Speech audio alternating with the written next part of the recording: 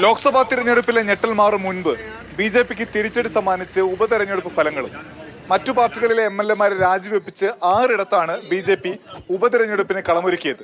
അതിൽ 4 ഇടത്തും ബി.ജെ.പി സ്ഥാനാർത്ഥികൾ തോറ്റു. ഹിമാചലിലെ ഹാമിർപൂരിലും മധ്യപ്രദേശിലെ അമർവാരയിലും ബി.ജെ.പി സ്ഥാനാർത്ഥികൾ വിജയിച്ചത് ചെറിയ ഭൂരിപക്ഷത്തിന്. ബംഗാളിൽ ബി.ജെ.പിയുടെ 3 സിറ്റിംഗ് സീറ്റുകൾ ഉൾപ്പെടെ 4 ഇടത്തും തൃണമൂൽ കോൺഗ്രസ് വൻ ഭൂരിപക്ഷത്തിന് വിജയിച്ചു.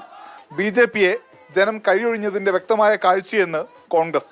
ഇന്ത്യൻ ജനത ബി.ജെ.പിക്കെതിരെ നടത്തിയ ശക്തമായ വിധിയെഴുത്താണ് നമുക്ക് കണക്കാക്കാവുന്നതാണ്.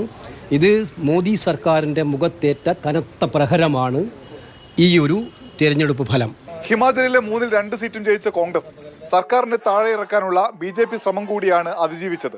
മുഖ്യമന്ത്രി സുഖ്വീന്ദർ സിംഗ് സുഖുവിന്റെ ഭാര്യ കമലേഷ് താക്കൂർ ഡെഹ്റയിൽ നിന്ന് വിജയിച്ചത് കോൺഗ്രസിന് ഇരട്ടി മധുരം. ഉത്തരാഖണ്ഡിൽ 2 ഇടത്തും കോൺഗ്രസ്. ജലന്ധർ വെസ്റ്റിൽ ആം ആദ്മി പാർട്ടിയുടെ സിറ്റിംഗ് എം.എൽ.എ രാജിവെച്ച് ബി.ജെ.പിയിൽ ചേർന്നിരുന്നു. അതേ നേതാവിനെ 37,325 വോട്ടിന് പരാജയപ്പെടുത്തി എ.പി പകരം വീട്ടി. തമിഴ്നാട്ടിൽ വെല്ലുവിളിയൊന്നും ഇതേവരെയുമില്ല എന്ന് സ്റ്റാലിൻ വീണ്ടും ഉറപ്പിച്ചു. വിക്രവാണ്ടി മണ്ഡലത്തിൽ 67,757 വോട്ടിന്റെ ഭൂരിപക്ഷത്തിനാണ് DMK-യിലെ ശിവഷൺമുഖം വിജയിച്ചത്. ബീഹാറിൽ JDU സിറ്റിംഗ് സീറ്റ് പിടിച്ചെടുത്ത് സ്വതന്ത്രൻ ശങ്കർ സിംഗ് കരുത്തുകാട്ടി. ഡൽഹിയിൽ നിന്ന് അനൂപ് ദാസ്, മാതൃഭൂമി ന്യൂസ്.